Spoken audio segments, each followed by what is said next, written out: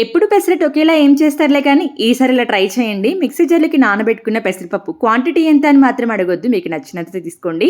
పెసరపప్పు క్వాంటిటీని బట్టి పచ్చిమిర్చి, అల్లం, జీలకర్ర వేసేసి ఒకసారి మెత్తగా గ్రైండ్ చేసుకోండి. ఇప్పుడు ఇందులోకి కొద్దిగా పుదీనా, కరివేపాకు, ఉంటే కొత్తిమీర, రుచికి సరిపడా ఉప్పు కూడా వేసేసి 2 ఎండుమిర్చి వేసి కచ్చా పచ్చగా గ్రైండ్ చేసుకోండి. పెసరపప్పు గ్రైండ్ చేసే ముందే కొద్దిగా తీసి పక్కనుంచాను. అదే బౌల్‌లోకి గ్రైండ్ చేసి పెట్టుకున్న పెసరపప్పు పేస్ట్, సన్నగా తురిమి పెట్టుకున్న సొరకాయ, అలాగే సన్నగా తురిమిన క్యారెట్, సన్నగా కట్ చేసి పెట్టుకున్న కరివేపాకు కూడా వేసేసి ఉంటే కొంచెం అంత కొత్తిమీర కూడా వేసేసుకోండి.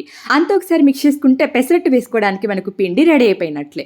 ఎప్పుడు ఒకేలా వేసినా కూడా బోర్ కొడుతుంది కదా, సమ్మర్ కదా, మంచి వాటర్ కంటెంట్ ఉన్న వెజిటబుల్స్ని మిక్స్ చేసి చేయండి. పిల్లల ఆరోగ్యానికైనా మనకైనా చాలా మంచిది. పెనం బాగా హీట్ ఎక్కిన తర్వాత కొద్దిగా ఆయిల్ అప్లై చేసి ఆ తర్వాత వాటర్ స్ప్రింకిల్ చేసి మీడియం థిక్నెస్లో పెసరట్టు వేసేసుకోండి. పైన కొద్దిగా నెయ్యి కానీ ఆయిల్ కానీ స్ప్రింకిల్ చేసి ఇలా లిడ్తో క్లోజ్ చేసి కాసేపు ఫ్రై అవ్వనివ్వండి. పెసరట్టు కాస్త ఎర్రగా మారిన తర్వాత ఫ్లిప్ చేసి అటువైపు కూడా కాసేపు కాలనివ్వండి. ఈ హెల్దీ పెసరట్టుని నేను ఇక్కడ టమాటా చట్నీతో సర్వ్ చేసుకుంటున్నాను. మీకు నచ్చిన చట్నీతో సర్వ్ చేసుకోండి. ఎప్పుడు ఒకే స్టైల్లో కాకుండా ఈ సమ్మర్లో ఇలా ఒకసారి ట్రై చేసి చూడండి. ఆరోగ్యానికి చాలా మంచిది. పెసరట్టు చాలా సాఫ్ట్ టెక్స్చర్తో ఉంటుంది. నచ్చిన వాళ్ళు లైక్ చేసి ఫ్రెండ్స్ అండ్ ఫ్యామిలీ మెంబర్స్కి షేర్ చేయండి. మంచి వీడియోతో మళ్ళీ కలుద్దాం.